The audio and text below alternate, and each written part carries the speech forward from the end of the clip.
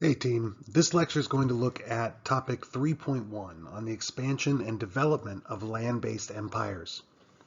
For the sake of time, this lecture is going to be split into two parts, with this first part focused on the consolidation of power in Europe by new monarchies and some of the ways gunpowder and increased centralization of things like state power played a role in all that. I'm also going to examine some examples of the Russian Empire and the Ming and Qing dynasties of Imperial China as land-based empires that are also fueled by gunpowder technology. Now let's get started here. The Mongol campaigns of conquest in the 13th and 14th centuries and the expansion of trade and diplomatic contact that were encouraged by those conquests brought gunpowder to the Middle East, Europe, and South and Southeast Asia from China by the late 1200s. The introduction of this technology would be a major development in all the regions that it was introduced and adopted. Following the fragmentation of the Mongol Empire and the eventual collapse of its various successor khanates, new gunpowder empires, as they're sometimes called, filled the vacuum left by the Mongol Empire. The gunpowder empires were large, multi-ethnic states in Southwest Asia, or the Middle East. We can see in red here the Ottoman Empire, Central Asia, or sometimes referred to as Persia. You can see the Safavid Empire there in purple, and South Asia, or what is today India and Pakistan, what's pictured here in yellow or gold as the Mughal Empire. Eastern Europe would produce the Russian Empire during this period, which is sometimes included among the gunpowder empires, and certainly the Ming and Qing empires of East Asia and the Tokugawa shogunate in Japan would also maybe be additional examples. All these empires relied on firearms and an increasing centralization of state power for the military and other affairs of the state like tax collection. The gunpowder empires were militaristic, but also left behind rich artistic and cultural legacies that we'll be exploring as well later in the unit.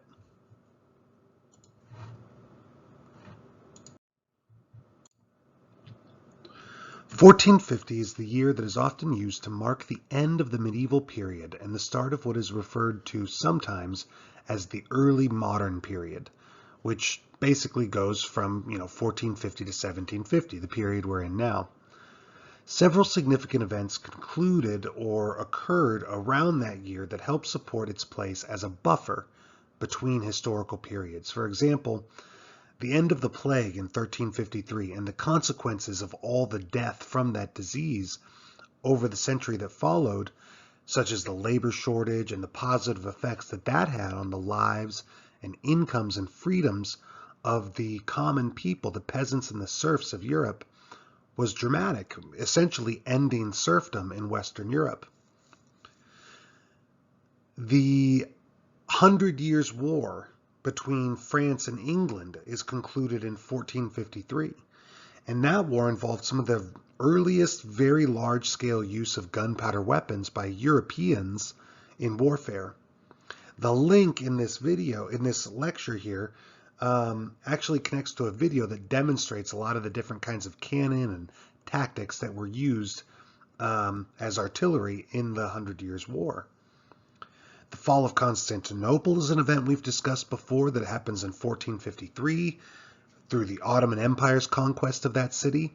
This is a monumental event for a number of reasons, but one, it kind of shows the final defeat of the Byzantine Empire after a series of defeats and declines, and the end of this last living connection with Europe's Roman past. Shortly after 1450, the Christian kingdoms of Spain would complete what's called the Reconquista in 1492 and drive the last of the Muslim states out of the peninsula after nearly 700 years of occupation.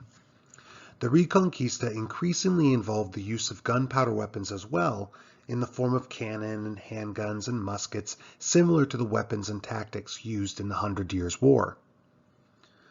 The great ruling families of Western Europe during this period were the Tudors in England, the Valois in France, and Queen Isabella of Castile and King Ferdinand of Aragon, whose marriage unified the two greatest Christian kingdoms of the Iberian Peninsula, seen here in the map,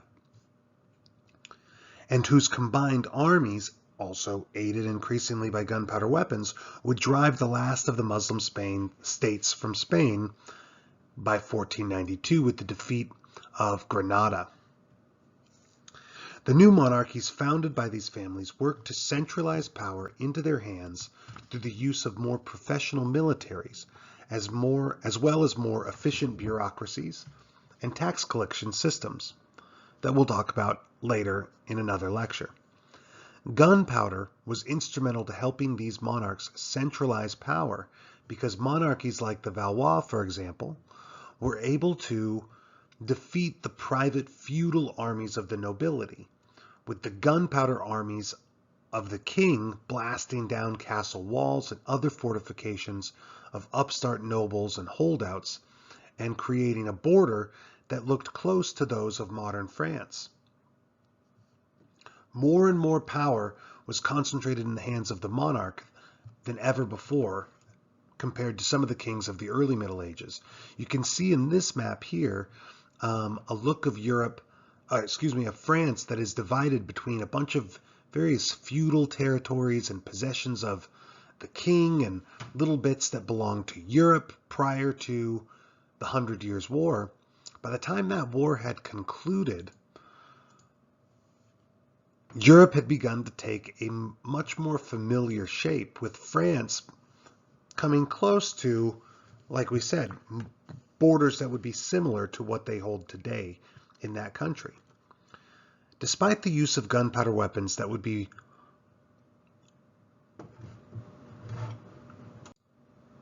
despite the use of gunpowder, the empires that would be formed by Western Europe during this period were not the land-based empires that are the focus of Unit 3, but sea-based empires from Unit 4. Nonetheless, the way that gunpowder weapons are sort of playing a role in the consolidation and unification of some of these territories, as well as helping to concentrate power in the hands of the government, does have some overlap with some of the things we're trying to look at in some of the other empires we're examining in this lecture here.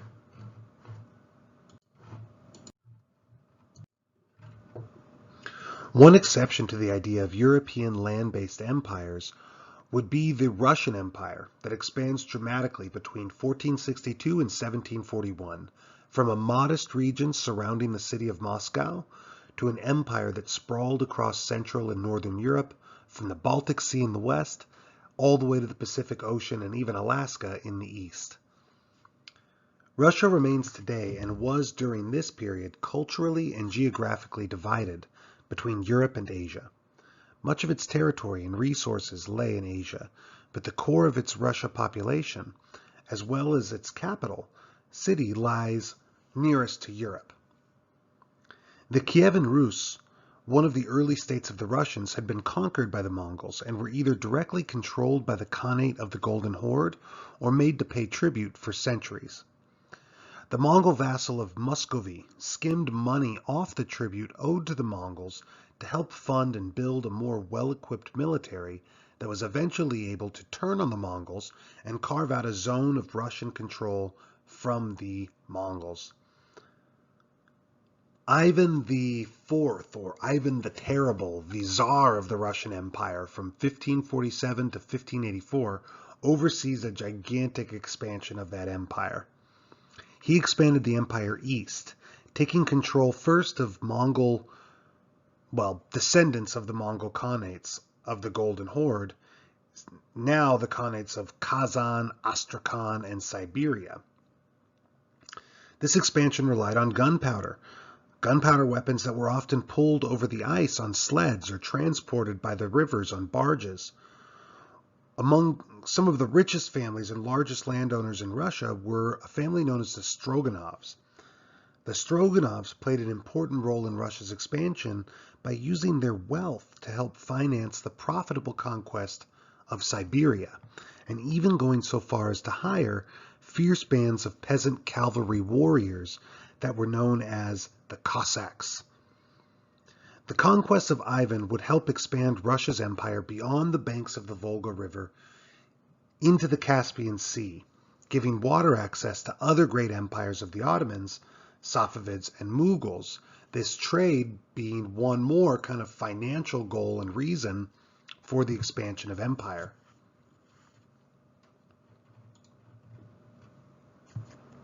The conquest of Ivan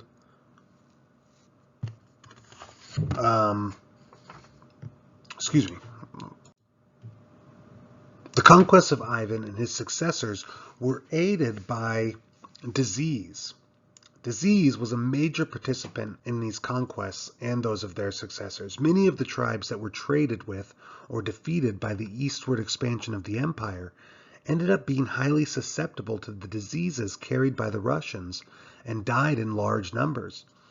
Of the 26 different ethnic groups that made up the various pastoral nomads and hunting and gathering peoples of Siberia, as many as 60 or 70% were killed by warfare and disease during this conquest.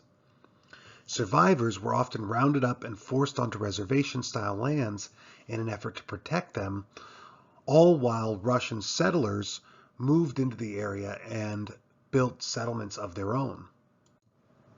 Eventually, something like 420,000 Russian settlers will be living in Siberia by 1763, which might not seem like a very large number, but even by that time, that was twice the number of the indigenous people that remained there.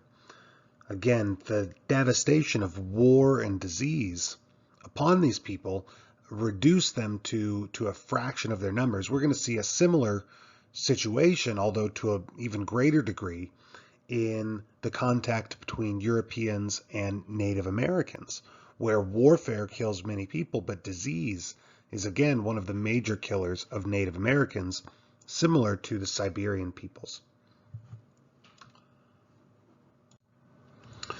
Often, these indigenous people of Siberia were forced to pay a kind of tribute of furs and pelts that the Russians used to get rich on the fur trade. This tribute was called the yasak. During the worst years of the yasak, indigenous men were expected to each provide somewhere between 5 to 22 pelts a year, usually of fine sable furs or things like that. When communities failed to meet the quota, refused or resisted, they faced raids by Cossack soldiers. Some animals were nearly hunted to extinction due to the value of the fur trade and Russian interest in dominating it. Exhausting one hunting ground after another, the Russian Empire expanded under several rulers to reach the Pacific Ocean by 1639, and even Alaska by 1741, and eventually parts of what is today Northern California. To recap, Russian conquest was aided by the centralization of power into the hands of strong rulers like Ivan the Great and Ivan the Terrible, and later rulers like Peter the Great and Catherine the Great, that made the role of the Tsar ever stronger. Also, the use of gunpowder-armed soldiers and militias were often able to make easy work of the bow and arrow and spear-armed warriors of Siberia and the steppe.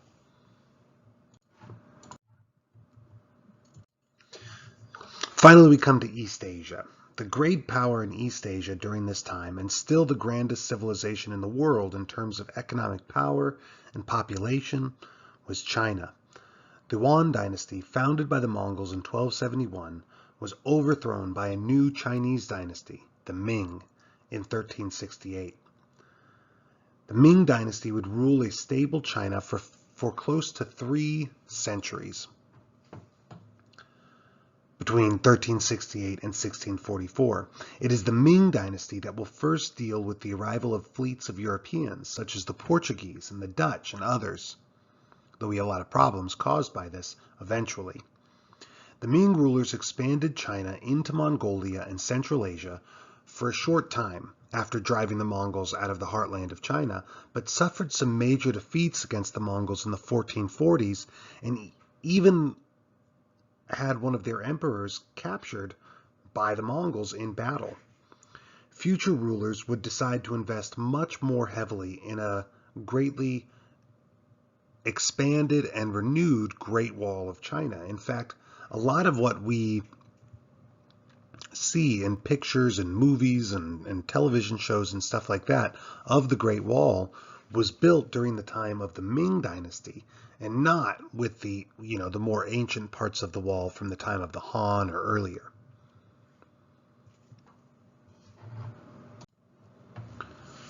The point of this wall was to protect the northern stretch of the border of the Ming Dynasty from invasions from the nomads, like the Mongols, but like a new group that's going to arrive soon, the Manchu, that had frequently come from that area.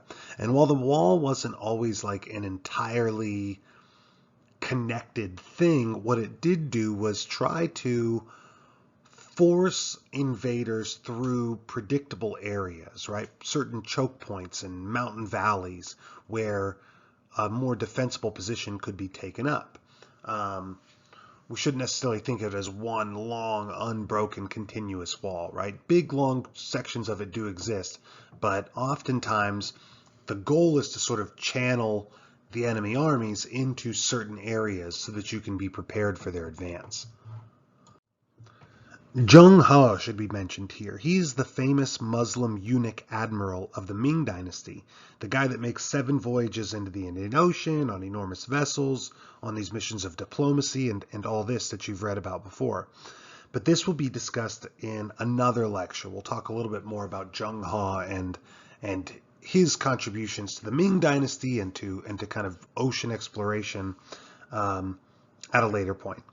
The Ming Dynasty would spend its last years, however, in famine, as the empire turned out to be unable to effectively respond to such a crisis.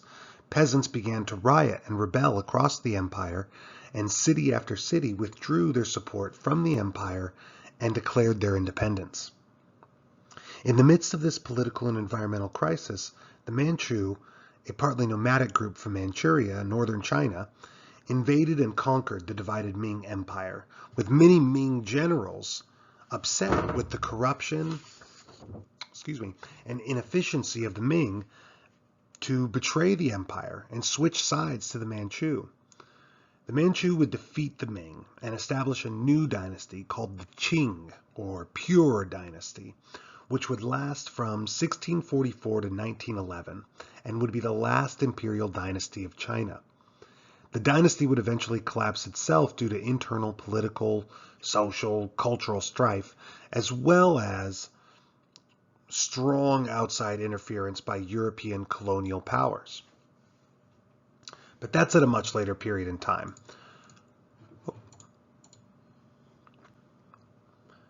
Two of the great conquerors of the Qing dynasty were the Emperor Kangxi and his grandson, the Emperor Qianlong.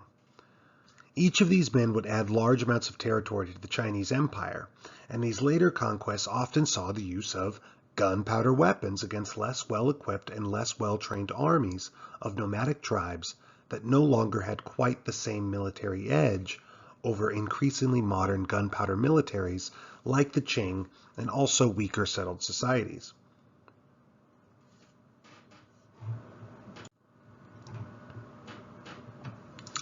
The Emperor Kangxi ruled during expansion or led expansions into Taiwan, Mongolia, Central Asia, and Tibet. And he's in power from 1661 until 1722, kind of getting towards the end of the unit, right? Sometime obviously after the Ming Dynasty, which goes into the middle of the 1600s. Emperor Qianlong ruled from 1736 until 1796, kind of overlaps two periods a little bit. But it is during the reign of Emperor Qianlong that the empire is expanded into Xinjiang province, which is followed by the mass killings of the local Uyghur population that were mostly Muslims and from a different ethnic group. They were mostly Turks as well. Xinjiang province is the site of an ongoing ethnic and religious conflict between the modern Chinese state and Uyghur Muslims. Some people allege a kind of even ethnic cleansing that is taking place between the Chinese government and the Muslim Uyghur population there. New vassal states were also created out of less successful invasions of Vietnam, Burma, and Nepal, which were all made to pay tribute to China as well. At its height, the Qing dynasty of imperial China was larger than the borders of modern-day China. Okay, so to recap a couple of the key ideas that we can kind of see across the various groups talked about in this lecture here. The first thing maybe is the concentration or centralization, as we said, of state power into the hands of strong monarchs, right? Monarchs that often used gunpowder weapons, for example, as one way of concentrating power into their hands by waging war against their own nobles that refused to submit to the increased authority of these rising monarchs, as well as through kind of more traditional means we're going to look at in other parts of this same unit, right? Expanded tax collection systems and bureaucracies and things like that.